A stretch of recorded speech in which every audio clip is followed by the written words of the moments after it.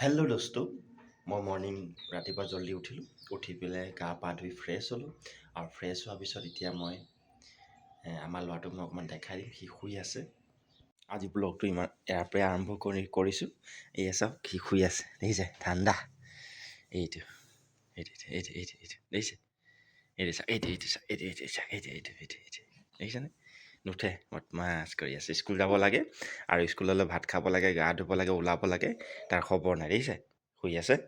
এইটো চাওক এইটো দেখিছে এইটো উঠিছে এইটো উঠা উঠা শুন উঠা হা কি উঠা আকৌ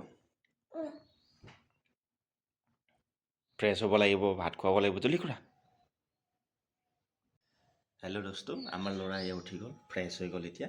আৰু এতিয়া ভাত খাম আৰু মই এফালে লাল চাহ খাই আছোঁ তাক ভাত খুৱাই স্কুল ৰেডি কৰি মই ডিউটিলৈ যাম আৰু মই কি মিঠাই বনাওঁ আপোনালোকৰ মাজত মই অকণমান দেখাই দিম আজি আৰু এইফালে চাওক মই তাক ভাত খুৱাই আছোঁ আৰু ভাত খুৱাই মই তাক ৰেডি কৰি তাৰপিছত মই ডিউটিলৈ যাম দেখিছেনে সদায় মোৰ এনেকৈ এটা নতুন ব্লগ আপোনালোকৰ মাজলৈ আহি থাকিব চ' প্লিজ চেনেলটো ছাবস্ক্ৰাইব কৰি দিব নাপাহৰিব আৰু ইয়া চাওক তাক স্কুললৈ মই ৰেডি কৰি দিলোঁ এতিয়া তাক মই এখন চিলেট দি দিছোঁ সি চৰে আকৌ লিখি থাকিব তাৰপিছত